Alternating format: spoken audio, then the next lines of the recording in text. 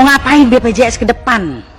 Jangan juga Pak Presiden ngomong di TV, saya lihat bolak-balik ngomong seolah-olah jangan cari pembenaran juga gitu loh pemerintah ini. Ini loh yang udah saya berikan untuk rakyat, yang sudah dibayar oleh pemerintah negara sekian triliun. Nggak penting rakyat lihat itu. Yang rakyat bilang, ini loh masih ada yang nggak bisa bayar, ini loh masih ditolak dari rumah sakit, dan itu melanggar konstitusi. Jadi saya perlu ingatkan nih teman-teman semua, baik Kementerian BPJS, Badan Pengawas maupun DJSN, dan kita semua yang ada di sini, mumpung tanda tangan kita masih laku, apa sih sebenarnya historinya bisa lahir BPJS itu apa? Kan ingin memotong birokrasi kesehatan supaya tidak berbelit-belit. Dulu ada Jamkesmas, Jamkesda, Askeskin, SKTM, bla bla bla bla, supaya mimpi kita ada jaminan sosial tingkat nasional, sehingga orang Pandeglang sakit di Bandung, orang Papua sakit di Aceh, itu semua hak warga negara Indonesia. Kita orang Indonesia punya hak yang sama. Itu perintah Undang-Undang Dasar 45 pasal 28H. Terus argumentasinya, iklannya di TV, saya muak kalau lihat gotong royong. Dengan gotong royong, yang sehat memberi yang sakit, semua tertolong. Gotong royong itu yang kata Bung Karno, bukan begitu. Misalnya bikin got, oh ada yang punya teh, ada yang punya singkong rebus, ada dengan sukarela, dan punya itu konsep gotong royong benernya dari Pancasila, Sila, Trisila, Ekasila, itulah gotong royong. Kalau gotong royong orang dipaksakan itu pemerasan. Kamu boleh nggak kena ini mandiri, harus satu keluarga 5 orang, itu yang tadi dibilang sama Adinda Anwar. Suruh ikut 5 orang, itu pemerasan, saudara menteri. Gotong royong yang dia udah tahu satu keluarga dia yang rawan sakit, anakku yang nomor 3, oh gajiku segini. Tadi siapa yang katanya mau ngeliatin nanti di daerah pemilihannya, saudara Salehno, saya yang sehari 20.000, dia bisa menggotong royongkan 1 orang, ya udah alhamdulillah. Itu harusnya tanggung jawab negara loh, tanggung jawab pemerintah loh. Dia udah mau menggotong royongkan 1 orang, jangan dipaksa juga dong 5 orang. Itu namanya pemerasan. Tanggung jawab negara, jangan lagi bicara nanti rugi dong BPJS, nanti pemerintah rugi dong. Bung Karno dulu memerdekakan republik ini, saudara menteri, ini kan tentara, pasti belajar dong Lemhanas.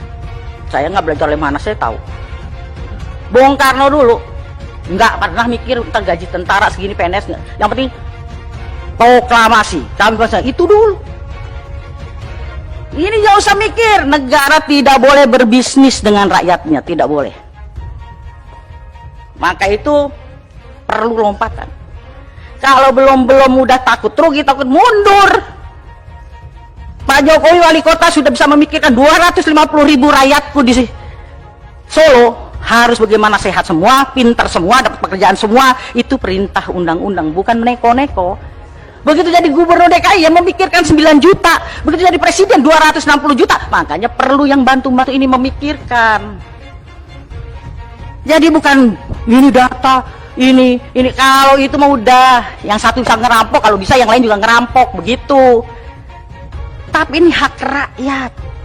Undang-undang kesehatan juga mengatakan di situ, tapi mana rakyat ada yang terbela? Nggak ada. Padahal udah kita cantumkan di Undang-Undang Kesehatan pasal 32. Rumah sakit menolak pasien, sanksi di pasal 190. Baru nolak saja sanksinya 2 tahun, dan saya dulu nggak mau bilang atau 200 juta. Kalau karena ditolak yang tadinya dia stroke ringan begini jadi permanen gini apa mati, 10 tahun dan 1 miliar. Tapi nggak pernah ada pasien dipenjarakan dapat itu si dokter atau perawat atau apa, tapi selalu pasien yang jadi kalah. Padahal kita udah cantumkan kedaulatan pasien di pasal itu, nggak pernah disosialisasikan. Karena teman sejawat itu ikatannya terlalu tinggi. Saya pernah dibully sama ID di somasi, bukan dokter Terawan aja. Karena statement saya yang menyakitkan, saya bilang dokter lebih jahat daripada polisi. Polisi nilang orang sehat, dokter nilang orang sakit. Saya langsung dibilang dokter kecepatan keluar dari ID. Saya dulu masih Jainal ketua ID-nya. Saya bilang, Jenal, yang milih gue bukan lu, yang milih gue rakyat Sukabumi.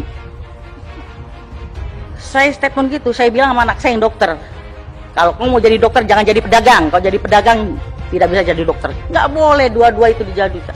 Tapi sekarang dokter-dokter jadi pedagang, repot. Yang tidak harus USG, USG. Jadi perlu revolusi mental dulu itu. Kalau kita dulu kan ilmu dari dosen kita, kepintaran dari Tuhan kita terapkan. Sakit apa Bu? Panas, berapa hari? 4 hari. Coba lidahnya, oh observasi typhoid. Ibu di rumah diet lunak. Enggak kalau sekarang, dokter sekarang. Padahal udah tahu observasi typhoid. Tapi dia bilang ini, oh lab ya, 15% dari labnya. Ya kan? Dan salahnya lagi, ini kok labnya ragu ya? Ulang Bu, kan bukan salah pasiennya. Double 15%. Itu alat terpakai, konsul dokternya dapat, ya kan? Itulah kapitalisme masuk di bidang kesehatan. Yang tadinya kesehatan itu orientasi sosial, karena pengaruh kapitalisme bergeser menjadi komersial. Ini tanggung jawab kita bersama. Kalau cuma ngomong masalah defisit ini data nggak selesai. Biar orang kaya juga punya hak yang sama, benar. Tapi persoalan negara baru bisa mengasuransikan kelas 3. Ya lu kalau mau itu mimpi kita ke depan, mudah-mudahan nanti bisa di kelas 1 kayak Kuba gitu. Jadi dari Fidel Castro sampai rakyat sama. Begitu. Tapi baru bisa kelas 3 ya. Kalau lu kurang nyaman ya lu carilah swasta. Tapi semua punya saksama dulu, jangan nanti tiba-tiba PHK. Oh, belum masuk data sakit nih ini. Ini karena bukan tim suksesnya nggak masuk ini. Yang penting itu, dan pemerintah harus bisa semua kelas 3 tadi Anwar betul itu. Swasta maupun ada undang-undangnya. Kan ada undang-undang rumah sakit. Bahwa rumah sakit swasta harus 25% atau 20% untuk kelas 3. Artinya gini, lu boleh dong bisnis di negara ini, tapi punya juga kontribusi lu untuk negara. 20%, 25% harus kelas 3. Kelas 3 itu untuk KIS. Ini jangan Jokowi bagi KIS-KIS yang nggak laku di rumah sakit. Itu kan sama nyoreng mukanya Pak Presiden. Bagi KIS, tahu-tahu KIS di rumah sakit, Bu, kelas 3 penuh Bu, adanya kelas 1. Kenapa kelas 1-nya kosong? Supaya bayar dulu. Namanya rakyat, biarin deh suster anak saya di kelas 1, udah KIS-nya dikantongin, nggak laku kan? Dia telepon temennya, utang dong anak saya dirawat di kelas 1. Untuk apa KIS? Ini PR kita. Tanggung jawab.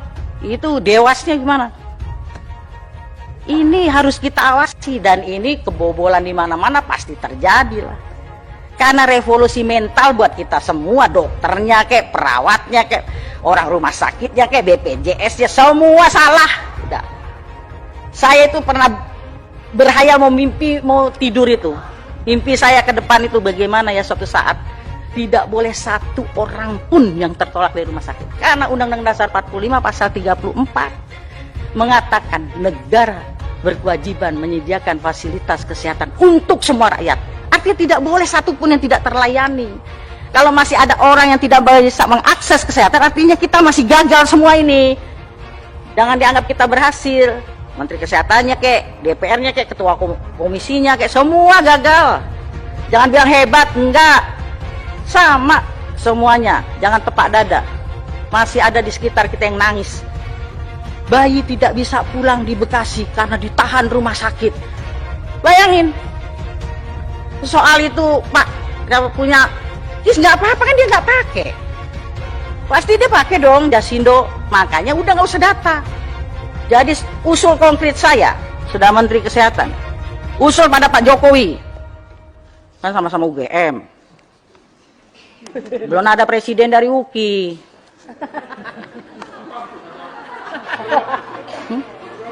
Kalau UGM kan, kalau saya pasti berani ngomong begitu sama presiden. Pak Presiden, ini kan BPJS ini, kalau saya bisa bilang Mas Presiden gitu kan, BPJS ini kan produk unggulan pemerintah Jokowi. Saya usul khusus rapat kabinet tentang BPJS, Menteri Keuangan, tapi jangan Sri Mulyani terus yang nyocor mulutnya. Menteri Kesehatan ya jadi leading sektor di situ.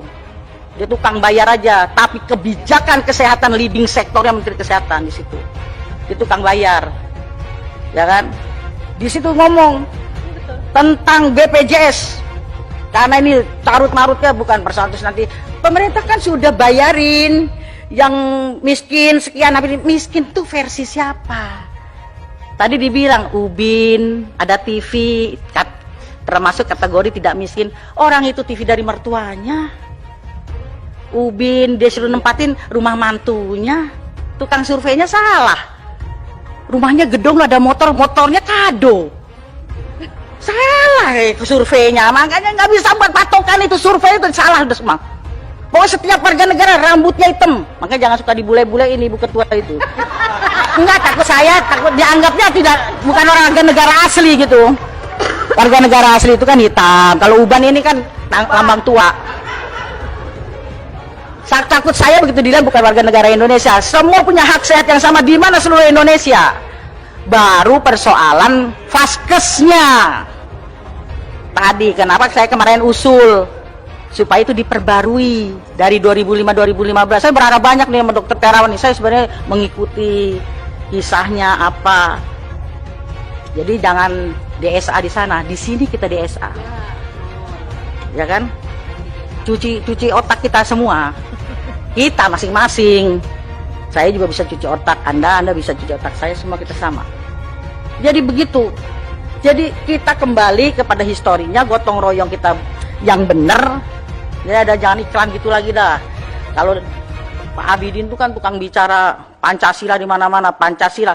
Sesuaikah kita sekarang Pancasila BPJS ini? Tidak. Kan yang kelima, keadilan sosial bagi seluruh rakyat Indonesia, kesehatan yang berkeadilan. Kalau masih ada orang tertolak itu belum adil. Kesehatan dari sisi satu aja, sila yang kelima. Belum kalau ditarik yang kedua, kemanusiaan yang adil dan beradab apa biadab nih. Kalau ada bayi masih disandra sama rumah sakit, jangan-jangan masih beradab atau biadab. Nah, Pancasila diomong di mana-mana, anggota DPR mau dilantik di Lemhanas tuh Pancasila, sebatas makalah ngomong Pancasila sampai muak saya dengarnya. Ya, nah itu sesuai Undang-Undang Dasar 45, Pancasila, Undang-Undang Kesehatan, Undang-Undang Rumah Sakit. Undang-Undang Rumah Sakit juga ada bahwa RSUD itu tidak boleh dijadikan sumber PAD loh, hati-hati. Nah, Pak Bupati ini ada mantan-mantan wali kota, Pak Bupati nggak boleh. Hasilnya itu untuk meningkatkan fasilitas kesehatan. Kadang-kadang bupati-bupati kita juga nakal. Ya kan, kalau mau kampanye pilkada, nanti kesehatan gratis, giliran udah jadi. Nah, nggak ada anggaran deh untuk ini. Nah, nggak sesuai dengan Undang-Undang Kesehatan. Oh, sumpah Hipokrates, sekali-sekali Saudara Menteri datengin fakultas-fakultas kedokteran, kumpulin dokter-dokter umum, dokter spesialis. Ini kadang egonya dokter spesialis juga konyol, nggak memberikan kesempatan adik-adiknya muncul. Kumpulkan, disentuh Hipokratesnya itu. Saya bilang sama anak saya, ketika kau mau jadi dokter yang dibuat praktek, emang ada kelas VIP? Nggak ada kan? Kelas 3 semua yang colok-colok vaginanya itu. Tapi udah dokter, nggak ada yang mau lagi. Tuse, yang dirasain apa? Anget katanya ya. Saya dulu kan waktu itu tuse, apa yang dirasakan anget, nggak tahu pembukaan berapa itu. Mana ada yang kelas VIP? Tapi giliran udah dokter, datengin BPJS kelas 3, sakit apa Bu? Diskriminasi senyum. Iya kan? Tapi kalau yang datang yang VIP, selamat siang Ibu, sakit apa, buka bajunya. Aduh, senyumnya bagus banget udah pokoknya. Makanya saya pernah mengidekan rumah sakit tanpa kelas, tapi nggak dikasih izin. Istilah sosialis, komunis, apalah, nggak tahu lah. Padahal itu yang benar sesuai Pancasila. Tapi kan nggak dapet izin. Gimana? Nah, jadi itu yang bisa saya sampaikan. Mau ngapain BPJS ke depan? Jangan juga Pak Presiden ngomong di TV, saya lihat bolak-balik ngomong seolah-olah jangan cari pembenaran juga gitu loh pemerintah ini. Ini loh yang udah saya berikan untuk rakyat yang sudah dibayar oleh pemerintah negara sekian triliun. Nggak penting rakyat lihat itu. Yang rakyat bilang, ini loh masih ada yang nggak bisa bayar. Ini loh masih ditolak dari rumah sakit dan itu melanggar konstitusi. Jadi saya perlu ingatkan nih teman-teman semua, baik Kementerian BPJS, Badan Pengawas maupun DJSN dan kita semua yang ada di sini. mumpung tanda tangan kita masih laku. Apa sih sebenarnya historinya bisa lahir BPJS itu apa? Kan ingin memotong birokrasi kesehatan supaya tidak berbelit-belit. Dulu ada Jamkesmas, Jamkesda, Askeskin, SKTM, bla bla bla bla, supaya mimpi kita ada jaminan sosial tingkat nasional, sehingga orang Pandeglang sakit di Bandung, orang Papua sakit di Aceh, itu semua hak warga negara Indonesia. Kita orang Indonesia punya hak yang sama. Itu perintah Undang-Undang Dasar 45 pasal 28H. Terus argumentasinya, iklannya di TV, saya muak kalau lihat. Gotong royong, dengan gotong royong yang sehat memberi yang sakit, semua tertolong. Gotong royong itu yang kata Bung Karno, bukan begitu. Misalnya bikin got, oh ada yang punya teh, ada yang punya singkong rebus, ada dengan sukarela, dan punya itu konsep gotong royong benernya dari Pancasila, Sila, Trisila, Ekasila, itulah gotong royong. Kalau gotong royong orang dipaksakan itu pemerasan. Kamu boleh nggak kena ini mandiri, harus satu keluarga 5 orang, itu yang tadi dibilang sama Adinda Anwar. Suruh ikut 5 orang, itu pemerasan, saudara menteri. Gotong royong, dia udah tahu satu keluarga dia yang rawan sakit, anakku yang nomor 3, oh gajiku segini. Tadi siapa yang katanya mau ngeliatin nanti di daerah pemilihannya, saudara Salehno, saya yang sehari 20.000, dia bisa menggotong royongkan 1 orang, ya udah alhamdulillah. Itu harusnya tanggung jawab negara loh, tanggung jawab pemerintah loh. Dia udah mau menggotong royongkan 1 orang, jangan dipaksa juga dong 5 orang. Itu namanya pemerasan. Tanggung jawab negara, jangan lagi bicara nanti rugi dong BPJS, nanti pemerintah rugi dong. Bung Karno dulu memerdekakan republik ini, saudara menteri, ini kan tentara, pasti belajar dong Lemhanas. Saya nggak belajar Lemhanas, saya tahu. Bung Karno dulu nggak pernah mikir tentang gaji tentara segini, PNS, yang penting proklamasi, kami itu dulu. Ini nggak usah mikir, negara tidak boleh berbisnis dengan rakyatnya, tidak boleh. Maka itu perlu lompatan. Kalau belum udah takut rugi, takut mundur. Pak Jokowi wali kota sudah bisa memikirkan 250.000 rakyatku di Solo harus bagaimana sehat semua, pintar semua, dapat pekerjaan semua. Itu perintah undang-undang, bukan neko-neko. Begitu jadi gubernur DKI yang memikirkan 9 juta, begitu jadi presiden 260 juta. Makanya perlu yang bantu-bantu ini memikirkan. Jadi bukan ini data, ini kalau itu mau udah yang satu bisa ngerampok, kalau bisa yang lain juga ngerampok, begitu. Tapi ini hak rakyat. Undang-undang kesehatan juga mengatakan di situ, tapi mana rakyat ada yang terbela? Nggak ada. Padahal udah kita cantumkan di Undang-Undang Kesehatan pasal 32. Rumah sakit menolak pasien, sanksi di pasal 190. Baru nolak saja, sanksinya 2 tahun dan saya dulu nggak mau bilang atau 200 juta. Kalau karena ditolak yang tadinya dia stroke ringan begini jadi permanen gini apa mati, 10 tahun dan 1 miliar. Tapi nggak pernah ada pasien dipenjarakan dapat itu si dokter atau perawat atau apa, tapi selalu pasien yang jadi kalah. Padahal kita udah cantumkan kedaulatan pasien di pasal itu, nggak pernah disosialisasikan. Karena teman sejawat itu ikatannya terlalu tinggi. Saya pernah dibully sama ID, disomasi, bukan dokter Terawan aja. Karena statement saya yang menyakitkan, saya bilang dokter lebih jahat daripada polisi. Polisi nilang orang sehat, dokter nilang orang sakit.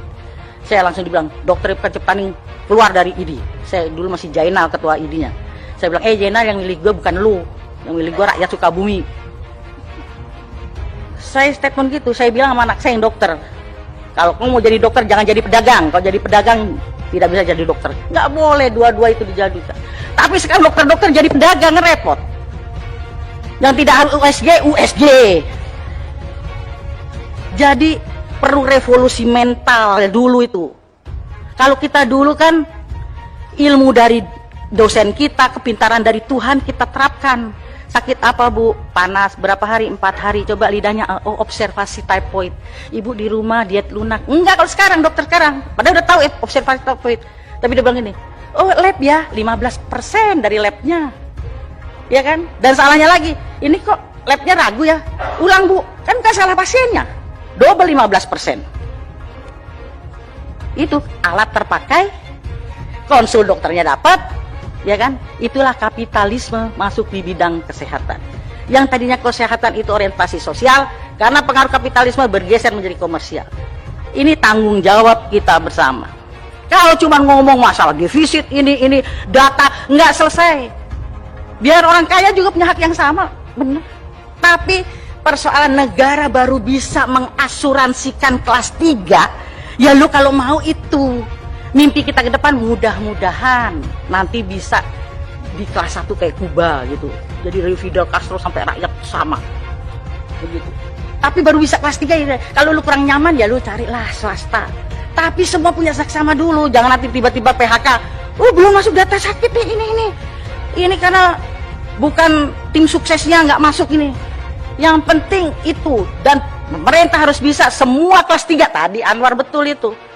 Swasta maupun ada undang-undangnya. Kan ada undang-undang rumah sakit. Bahwa rumah sakit swasta harus 25% atau 20% untuk kelas 3. Artinya gini, lu boleh dong bisnis di negara ini, tapi punya juga kontribusi lu untuk negara. 20%, 25% harus kelas 3. Kelas 3 itu untuk KIS. Ini jangan Jokowi bagi KIS-KISnya nggak laku di rumah sakit. Itu kan sama nyoreng mukanya Pak Presiden. Bagi KIS, tahu-tahu KIS di rumah sakit, Bu, kelas 3 penuh Bu, adanya kelas 1. Kenapa kelas 1-nya kosong? Supaya bayar dulu, namanya rakyat. Biarin deh suster, anak saya di kelas 1, udah KIS-nya dikantongin, nggak laku kan? Dia telepon temennya, utang dong anak saya dirawat di kelas 1. Untuk apa KIS? Ini PR kita, tanggung jawab. Itu dewasnya gimana? Ini harus kita awasi, dan ini kebobolan di mana-mana pasti terjadi lah. Karena revolusi mental buat kita semua, dokternya kayak perawatnya kayak orang rumah sakitnya kayak BPJS ya semua salah. Udah.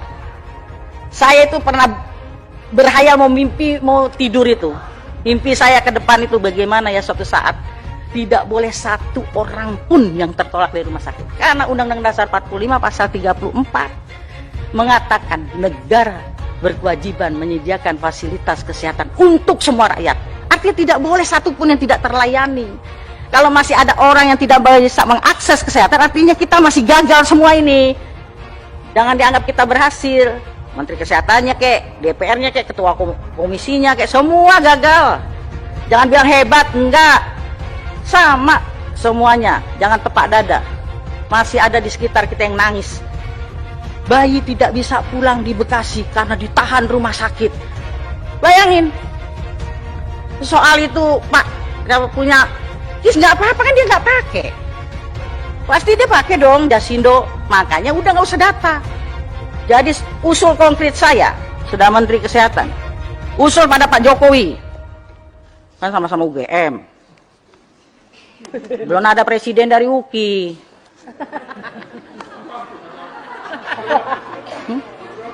Kalau UGM kan, kalau saya pasti berani ngomong begitu sama Presiden. Pak Presiden, ini kan BPJS ini, kalau saya bisa bilang Mas Presiden gitu kan, BPJS ini kan produk unggulan pemerintah Jokowi. Saya usul khusus rapat kabinet tentang BPJS, Menteri Keuangan, tapi jangan Sri Mulyani terus yang nyocor mulutnya. Menteri Kesehatan ya jadi leading sektor di situ. Dia tukang bayar aja, tapi kebijakan kesehatan leading sektornya Menteri Kesehatan di situ. Dia tukang bayar, ya kan? Di situ ngomong tentang BPJS, karena ini carut-marutnya bukan persoalan nanti. Pemerintah kan sudah bayarin yang miskin sekian, tapi miskin tuh versi siapa? Tadi dibilang Ubin, ada TV, termasuk kategori tidak miskin. Orang itu TV dari mertuanya.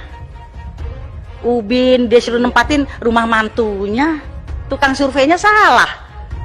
Rumahnya gedung ada motornya kado.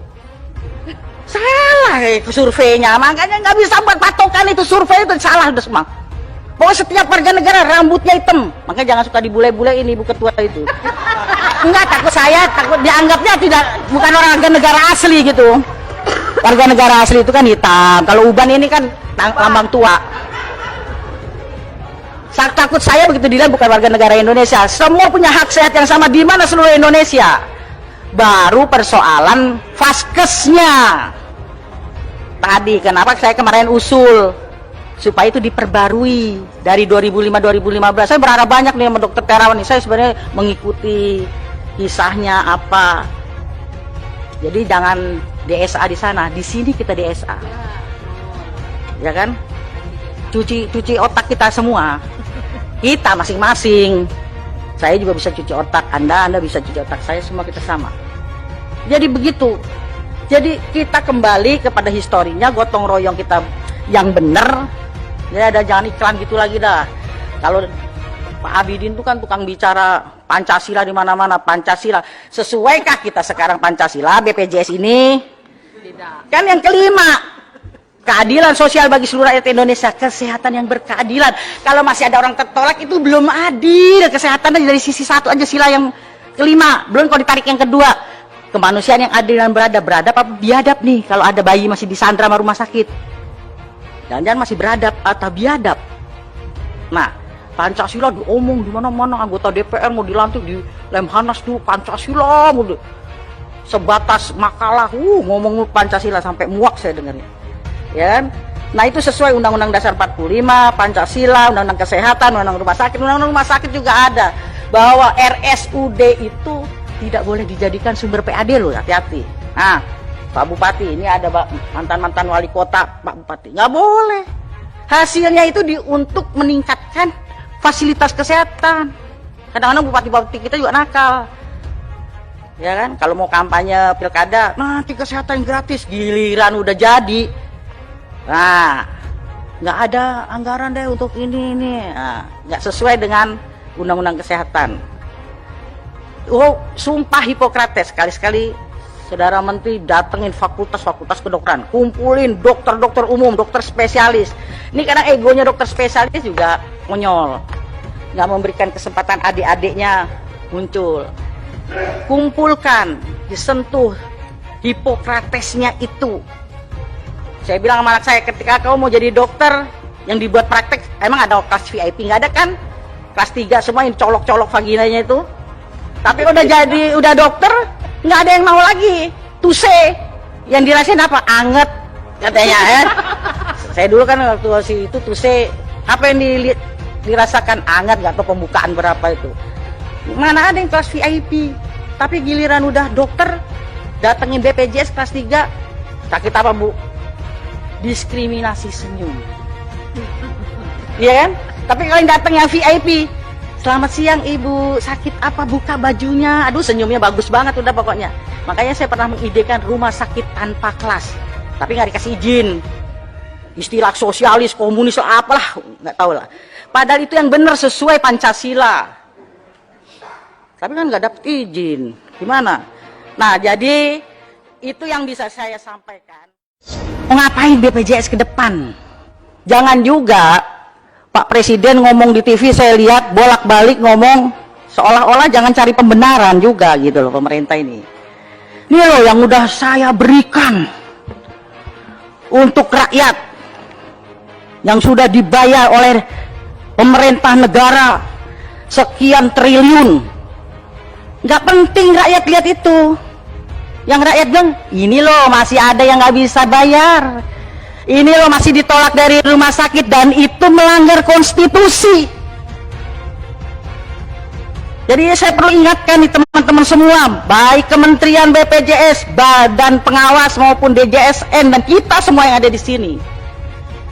Mumpung tanda tangan kita masih laku, apa sih sebenarnya historinya bisa lahir BPJS itu apa?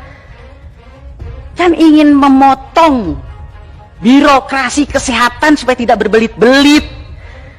Dulu ada Jamkesmas, Jamkesda, Askeskin, SKTM, bla bla bla bla, supaya mimpi kita ada jaminan sosial tingkat nasional. Sehingga orang Pandeglang sakit di Bandung, orang Papua sakit di Aceh, itu semua hak warga negara Indonesia. Kita orang Indonesia punya hak yang sama. Itu perintah Undang-Undang Dasar 45 pasal 28H. Terus argumentasinya, iklannya di TV, saya muak kalau lihat. Gotong royong, dengan gotong royong yang sehat memberi yang sakit, semua tertolong. Gotong royong itu yang kata Bung Karno, bukan begitu.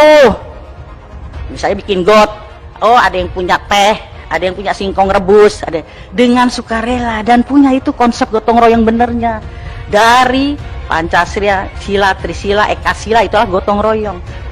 Kalau gotong royong orang dipaksakan itu pemerasan. Kamu boleh nggak kena ini mandiri, harus satu keluarga 5 orang, itu yang tadi dibilang sama Adinda Anwar. Suruh ikut 5 orang. Itu pemerasan, saudara menteri. Gotong royong yang dia udah tahu satu keluarga dia yang rawan sakit, anakku yang nomor 3, oh gajiku segini. Tadi siapa yang katanya mau ngeliatin nanti di daerah pemilihannya, saudara Salehno. Saya yang sehari 20.000, dia bisa menggotong royongkan 1 orang. Ya udah, alhamdulillah. Itu harusnya tanggung jawab negara loh, tanggung jawab pemerintah loh. Dia udah mau menggotong royongkan 1 orang, jangan dipaksa juga dong 5 orang. Itu namanya pemerasan. Tanggung jawab negara, jangan lagi bicara nanti rugi dong BPJS, nanti pemerintah rugi dong. Bung Karno dulu memerdekakan republik ini, saudara menteri, ini kan tentara, pasti belajar dong Lemhanas. Saya nggak belajar Lemhanas, saya tahu. Bung Karno dulu nggak pernah mikir tentang gaji tentara segini, PNS nggak. Yang penting proklamasi, kami itu dulu. Ini nggak usah mikir, negara tidak boleh berbisnis dengan rakyatnya, tidak boleh. Maka itu perlu lompatan. Kalau belum udah takut rugi, takut mundur. Pak Jokowi wali kota sudah bisa memikirkan 250.000 rakyatku di Solo harus bagaimana sehat semua, pintar semua, dapat pekerjaan semua. Itu perintah undang-undang, bukan neko-neko. Begitu jadi gubernur DKI yang memikirkan 9 juta, begitu jadi presiden 260 juta. Makanya perlu yang bantu-bantu ini memikirkan. Jadi bukan ini data, ini kalau itu mah udah yang satu bisa ngerampok, kalau bisa yang lain juga ngerampok, begitu. Tapi ini hak rakyat. Undang-undang kesehatan juga mengatakan di situ, tapi mana rakyat ada yang terbela? Nggak ada. Padahal udah kita cantumkan di Undang-Undang Kesehatan pasal 32. Rumah sakit menolak pasien, sanksi di pasal 190. Baru nolak saja sanksinya 2 tahun, dan saya dulu nggak mau bilang atau 200 juta. Kalau karena ditolak yang tadinya dia stroke ringan begini jadi permanen gini apa mati, 10 tahun dan 1 miliar. Tapi nggak pernah ada pasien dipenjarakan dapat itu si dokter atau perawat atau apa, tapi selalu pasien yang jadi kalah. Padahal kita udah cantumkan kedaulatan pasien di pasal itu, nggak pernah disosialisasikan. Karena teman sejawat itu ikatannya terlalu tinggi. Saya pernah dibully sama ID di somasi, bukan dokter Terawan aja. Karena statement saya yang menyakitkan, saya bilang dokter lebih jahat dari polisi. Polisi nilang orang sehat, dokter nilang orang sakit.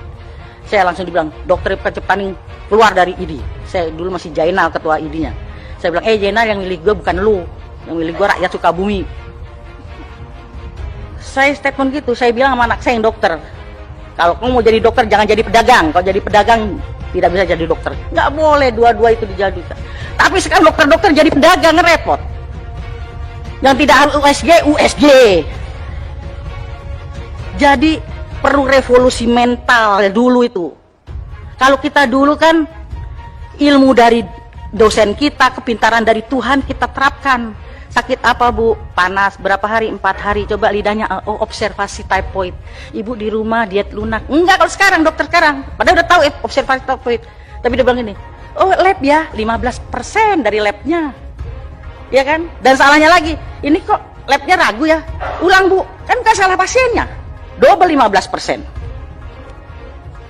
Itu alat terpakai, konsul dokternya dapat. Ya kan, itulah kapitalisme masuk di bidang kesehatan. Yang tadinya kesehatan itu orientasi sosial, karena pengaruh kapitalisme bergeser menjadi komersial. Ini tanggung jawab kita bersama. Kalau cuma ngomong masalah defisit ini data, nggak selesai. Biar orang kaya juga punya hak yang sama, benar. Tapi persoalan negara baru bisa mengasuransikan kelas 3, ya lu kalau mau itu. Mimpi kita ke depan mudah-mudahan nanti bisa di kelas 1 kayak Kuba gitu. Jadi dari Fidel Castro sampai rakyat sama. Begitu. Tapi baru bisa kelas 3 ya. Kalau lu kurang nyaman ya lu carilah swasta. Tapi semua punya saksama dulu, jangan nanti tiba-tiba PHK. Oh belum masuk data sakit nih ini. Ini karena bukan tim suksesnya nggak masuk ini. Yang penting itu, dan pemerintah harus bisa semua kelas 3 tadi Anwar betul itu. Swasta maupun ada undang-undangnya. Kan ada undang-undang rumah sakit. Bahwa rumah sakit swasta harus 25% atau 20% untuk kelas 3. Artinya gini, lu boleh dong bisnis di negara ini, tapi punya juga kontribusi lu untuk negara. 20%, 25% harus kelas 3. Kelas 3 itu untuk KIS. Ini jangan Jokowi bagi KIS-KISnya nggak laku di rumah sakit. Itu kan sama nyoreng mukanya Pak Presiden. Bagi KIS, tahu-tahu KIS di rumah sakit, Bu, kelas 3 penuh, Bu, adanya kelas 1. Kenapa kelas 1-nya kosong? Supaya bayar dulu. Namanya rakyat. Biarin deh suster anak saya di kelas 1, udah KIS-nya dikantongin, nggak laku kan? Dia telepon temennya, utang dong anak saya dirawat di kelas 1. Untuk apa KIS? Ini PR kita. Tanggung jawab. Itu dewasnya gimana? Ini harus kita awasi, dan ini kebobolan di mana-mana pasti terjadi lah. Karena revolusi mental buat kita semua, dokternya kayak perawatnya kayak orang rumah sakitnya kayak BPJS ya semua salah. Udah. Saya itu pernah berhayal mau mimpi mau tidur itu. Mimpi saya ke depan itu bagaimana ya suatu saat tidak boleh satu orang pun yang tertolak dari rumah sakit. Karena Undang-Undang Dasar 45 pasal 34 mengatakan negara berkewajiban menyediakan fasilitas kesehatan untuk semua rakyat. Artinya tidak boleh satupun yang tidak terlayani. Kalau masih ada orang yang tidak bisa mengakses kesehatan, artinya kita masih gagal semua ini. Jangan dianggap kita berhasil. Menteri Kesehatannya kek, DPR-nya kek, ketua komisinya kek, semua gagal. Jangan bilang hebat, enggak. Sama semuanya, jangan tepak dada. Masih ada di sekitar kita yang nangis. Bayi tidak bisa pulang di Bekasi karena ditahan rumah sakit. Bayangin. Soal itu, Pak, kalau punya KIS nggak apa-apa kan dia nggak pakai. Pasti dia pakai dong Jasindo. Makanya udah nggak usah data. Jadi usul konkret saya, sudah Menteri Kesehatan, usul pada Pak Jokowi. Kan sama-sama UGM. Belum ada presiden dari UKI.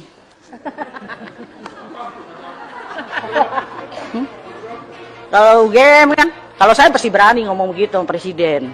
Pak Presiden, ini kan BPJS ini, kalau saya bisa bilang Mas Presiden gitu kan. BPJS ini kan produk unggulan pemerintah Jokowi. Saya usul khusus rapat kabinet tentang BPJS. Menteri Keuangan, tapi jangan Sri Mulyani terus yang nyocor mulutnya. Menteri Kesehatan yang jadi leading sektor di situ. Dia tukang bayar aja, tapi kebijakan kesehatan leading sektornya Menteri Kesehatan di situ.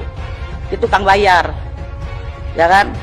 Di situ ngomong tentang BPJS, karena ini carut-marutnya bukan persoalan nanti. Pemerintah kan sudah bayarin yang miskin sekian, tapi miskin tuh versi siapa? Tadi dibilang Ubin, ada TV, termasuk kategori tidak miskin. Orang itu TV dari mertuanya. Ubin dia suruh nempatin rumah mantunya. Tukang surveinya salah. Rumahnya gedung ada motor, motornya kado. Salah surveinya. Makanya nggak bisa buat patokan itu, survei itu salah udah semua. Pokoknya setiap warga negara rambutnya hitam. Makanya jangan suka dibule-bule ini ibu ketua itu. Enggak, takut saya takut dianggapnya tidak bukan warga negara asli gitu. Warga negara asli itu kan hitam. Kalau uban ini kan lambang tua. Takut saya begitu dilihat bukan warga negara Indonesia. Semua punya hak sehat yang sama di mana seluruh Indonesia. Baru persoalan vaskesnya. Tadi kenapa saya kemarin usul supaya itu diperbarui dari 2005-2015. Saya berharap banyak nih sama Dokter Terawan. Saya sebenarnya mengikuti kisahnya apa. Jadi jangan DSA di sana, di sini kita DSA. Ya kan? Cuci otak kita semua. Kita masing-masing. Saya juga bisa cuci otak Anda bisa cuci otak saya, semua kita sama. Jadi begitu. Jadi kita kembali kepada historinya, gotong royong kita yang benar. Ya ada jangan iklan gitu lagi dah. Kalau Pak Abidin itu kan tukang bicara Pancasila di mana-mana, Pancasila. Sesuaikah kita sekarang Pancasila BPJS ini? Tidak. Kan yang kelima, keadilan sosial bagi seluruh rakyat Indonesia, kesehatan yang berkeadilan. Kalau masih ada orang tertolak itu belum adil. Kesehatan dari sisi satu aja sila yang kelima, belum kalau ditarik yang kedua. Kemanusiaan yang adil dan beradab apa biadab nih? Kalau ada bayi masih disandra sama rumah sakit, jangan-jangan masih beradab atau biadab. Nah, Pancasila diomong di mana-mana, anggota DPR mau dilantik di Lemhanas tuh Pancasila, sebatas makalah, ngomong Pancasila sampai muak saya dengarnya. Ya, nah itu sesuai Undang-Undang Dasar 45, Pancasila, Undang-Undang Kesehatan, Undang-Undang Rumah Sakit. Undang-Undang Rumah Sakit juga ada bahwa RSUD itu tidak boleh dijadikan sumber PAD loh, hati-hati. Nah, Pak Bupati, ini ada mantan-mantan wali kota, Pak Bupati, nggak boleh. Hasilnya itu untuk meningkatkan fasilitas kesehatan. Kadang-kadang bupati-bupati kita juga nakal. Ya kan, kalau mau kampanye pilkada, nanti kesehatan gratis, giliran udah jadi. Nah, nggak ada anggaran deh untuk ini. Nah, nggak sesuai dengan Undang-Undang Kesehatan. Oh, sumpah Hipokrates, sekali-sekali Saudara Menteri datengin fakultas-fakultas kedokteran, kumpulin dokter-dokter umum, dokter spesialis. Ini kadang egonya dokter spesialis juga monyol, nggak memberikan kesempatan adik-adiknya muncul. Kumpulkan, disentuh Hipokratesnya itu. Saya bilang sama anak saya, ketika kau mau jadi dokter yang dibuat praktek, emang ada kelas VIP? Nggak ada kan? Kelas 3 semua yang colok-colok vaginanya itu. Tapi udah dokter, nggak ada yang mau lagi. Tuse, yang dirasain apa? Anget katanya ya. Saya dulu kan waktu itu tuse, apa yang dirasakan anget, nggak tahu pembukaan berapa itu. Mana ada yang kelas VIP? Tapi giliran udah dokter, datengin BPJS kelas 3, sakit apa Bu? Diskriminasi senyum. Iya kan? Tapi kalau yang datang yang VIP, selamat siang Ibu, sakit apa, buka bajunya, aduh senyumnya bagus banget udah pokoknya. Makanya saya pernah mengidekan rumah sakit tanpa kelas, tapi nggak dikasih izin. Istilah sosialis, komunis, apalah, nggak tahu lah. Padahal itu yang benar sesuai Pancasila. Tapi kan nggak dapet izin, gimana? Nah, jadi itu yang bisa saya sampaikan. Ngapain BPJS ke depan? Jangan juga Pak Presiden ngomong di TV, saya lihat bolak-balik ngomong seolah-olah jangan cari pembenaran juga gitu loh pemerintah ini. Ini loh yang udah saya berikan untuk rakyat yang sudah dibayar oleh pemerintah negara sekian triliun. Nggak penting rakyat lihat itu. Yang rakyat bilang, ini loh masih ada yang nggak bisa bayar. Ini loh masih ditolak dari rumah sakit dan itu melanggar konstitusi. Jadi saya perlu ingatkan nih teman-teman semua, baik Kementerian BPJS, Badan Pengawas maupun DJSN dan kita semua yang ada di sini. Mumpung tanda tangan kita masih laku, apa sih sebenarnya historinya bisa lahir BPJS itu apa? Kan ingin memotong birokrasi kesehatan supaya tidak berbelit-belit. Dulu ada Jamkesmas, Jamkesda, Askeskin, SKTM, bla bla bla bla, supaya mimpi kita ada jaminan sosial tingkat nasional, sehingga orang Pandeglang sakit di Bandung, orang Papua sakit di Aceh, itu semua hak warga negara Indonesia. Kita orang Indonesia punya hak yang sama. Itu perintah Undang-Undang Dasar 45 pasal 28H. Terus argumentasinya, iklannya di TV, saya muak kalau lihat gotong royong. Dengan gotong royong, yang sehat memberi yang sakit, semua tertolong. Gotong royong itu yang kata Bung Karno, bukan begitu. Misalnya bikin got, oh ada yang punya teh, ada yang punya singkong rebus, ada dengan sukarela, dan punya itu konsep gotong royong benernya dari Pancasila, Sila, Trisila, Ekasila, itulah gotong royong. Kalau gotong royong orang dipaksakan itu pemerasan. Kamu boleh nggak kena ini mandiri, harus satu keluarga 5 orang, itu yang tadi dibilang sama Adinda Anwar. Suruh ikut 5 orang. Itu pemerasan, Saudara Menteri. Gotong royong yang dia udah tahu satu keluarga yang rawan sakit, anakku yang nomor 3, oh gajiku segini, Tadi siapa yang katanya mau ngeliatin nanti di daerah pemilihannya? Saudara Salehno. Saya yang sehari 20.000. Dia bisa menggotong royongkan satu orang. Ya udah alhamdulillah. Itu harusnya tanggung jawab negara loh. Tanggung jawab pemerintah loh. Dia udah mau menggotong royongkan satu orang. Jangan dipaksa juga dong 5 orang. Itu namanya pemerasan. Tanggung jawab negara. Jangan lagi bicara nanti rugi dong BPJS. Nanti pemerintah rugi dong. Bung Karno dulu memerdekakan Republik ini, Saudara Menteri, ini kan tentara, pasti belajar dong, Lemhanas. Saya nggak belajar Lemhanas, saya tahu. Bung Karno dulu nggak pernah mikir tentang gaji tentara segini PNS, yang penting proklamasi, kami pasang itu dulu. Ini nggak usah mikir, negara tidak boleh berbisnis dengan rakyatnya, tidak boleh. Maka itu perlu lompatan. Kalau belum udah takut rugi, takut mundur. Pak Jokowi wali kota sudah bisa memikirkan 250.000 rakyatku di Solo harus bagaimana sehat semua, pintar semua, dapat pekerjaan semua. Itu perintah undang-undang, bukan neko-neko. Begitu jadi gubernur DKI yang memikirkan 9 juta, begitu jadi presiden 260 juta. Makanya perlu yang bantu-bantu ini memikirkan. Jadi bukan ini data ini kalau itu mah udah yang satu bisa ngerampok, kalau bisa yang lain juga ngerampok begitu. Tapi ini hak rakyat. Undang-undang kesehatan juga mengatakan di situ, tapi mana rakyat ada yang terbela? Nggak ada.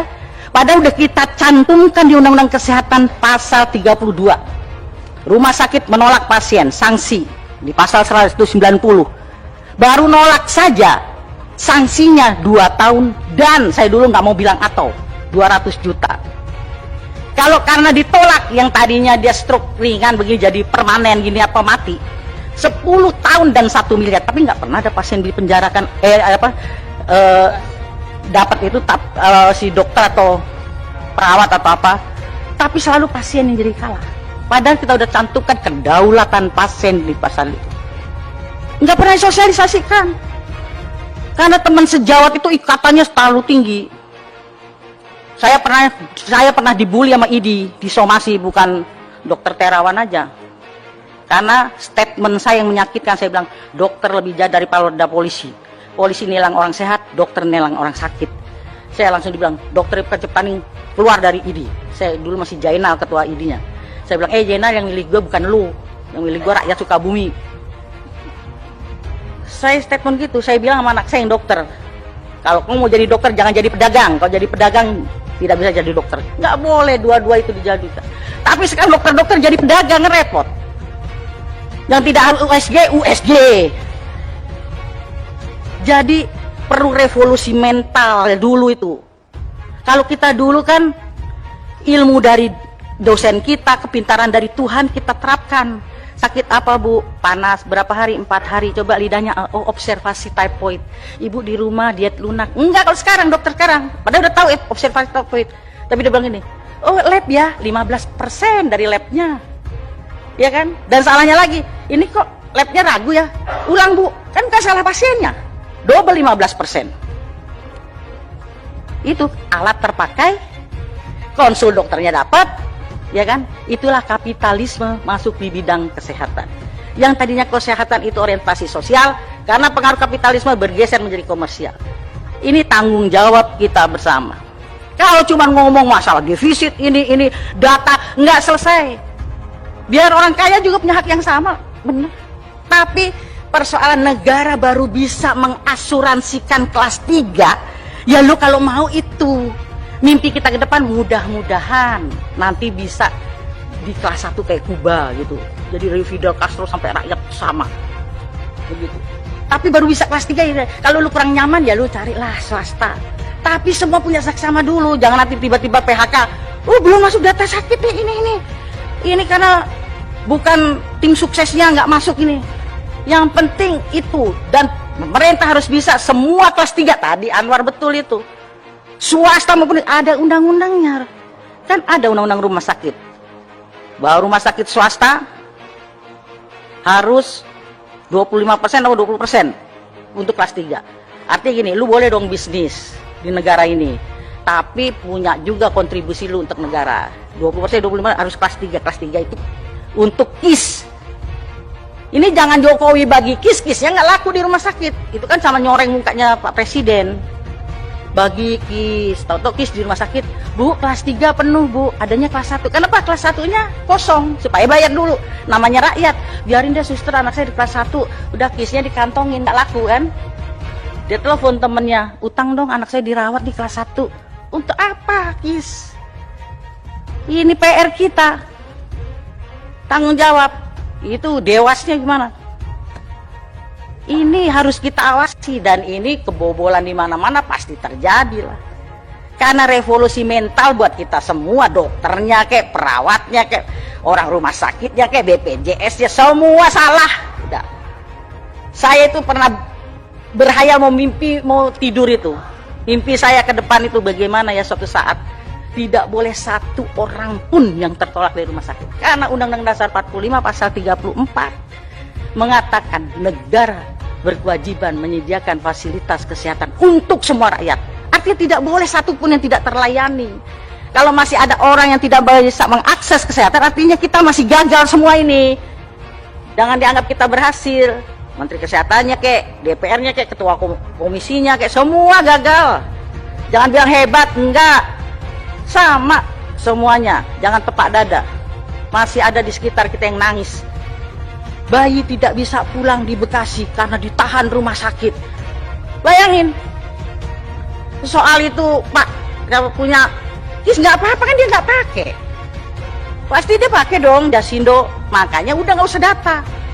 Jadi usul konkret saya, sudah Menteri Kesehatan, usul pada Pak Jokowi. Kan sama-sama UGM. Belum ada presiden dari UKI.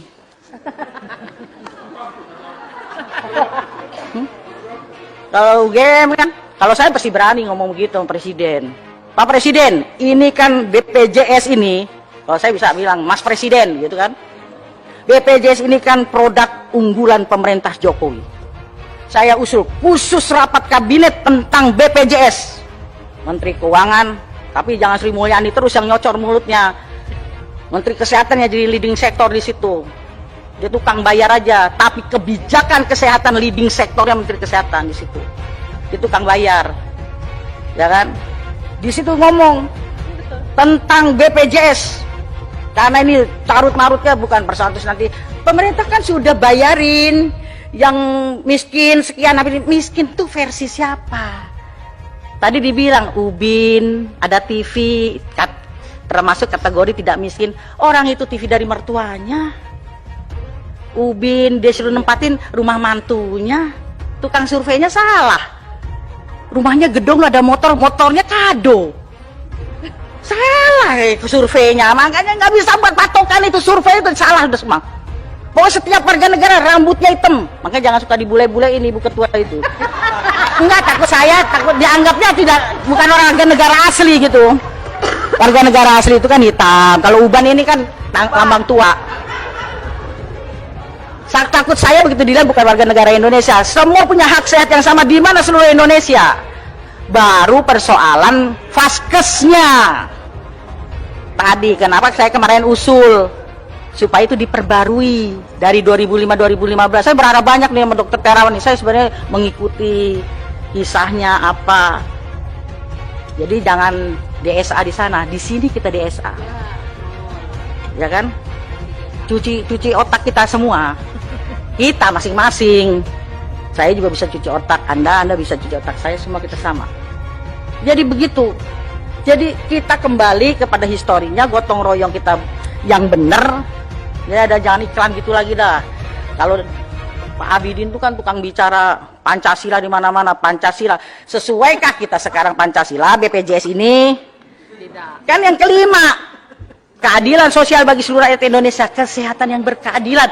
Kalau masih ada orang tertolak itu belum adil. Kesehatan dari sisi satu aja sila yang kelima, belum kalau ditarik yang kedua. Kemanusiaan yang adil dan beradab apa biadab nih? Kalau ada bayi masih disandra sama rumah sakit, jangan-jangan masih beradab atau biadab. Nah, Pancasila diomong di mana-mana, anggota DPR mau dilantik di Lemhanas dulu Pancasila, sebatas makalah, ngomong Pancasila sampai muak saya dengarnya. Ya kan? Nah itu sesuai Undang-Undang Dasar 45, Pancasila, Undang-Undang Kesehatan, Undang-Undang Rumah Sakit. Undang-Undang Rumah Sakit juga ada bahwa RSUD itu tidak boleh dijadikan sumber PAD loh, hati-hati. Nah, Pak Bupati, ini ada mantan-mantan wali kota, Pak Bupati, nggak boleh. Hasilnya itu untuk meningkatkan fasilitas kesehatan. Kadang-kadang bupati-bupati kita juga nakal. Ya kan, kalau mau kampanye pilkada, nanti kesehatan gratis, giliran udah jadi.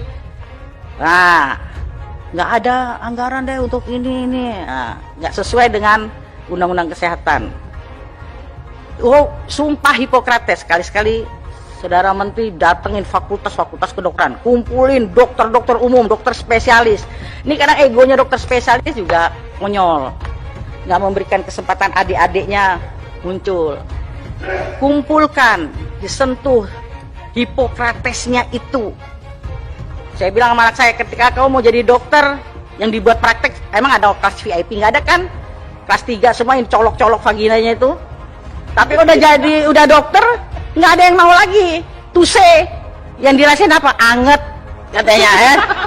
Saya dulu kan waktu itu tuse, apa yang dirasakan anget, nggak tahu pembukaan berapa itu. Mana ada yang kelas VIP?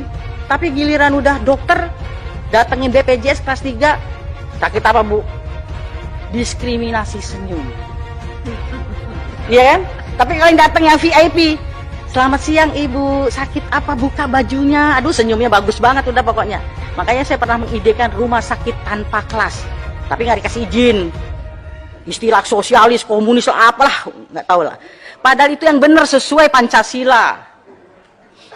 Tapi kan nggak dapet izin. Gimana? Nah, jadi itu yang bisa saya sampaikan.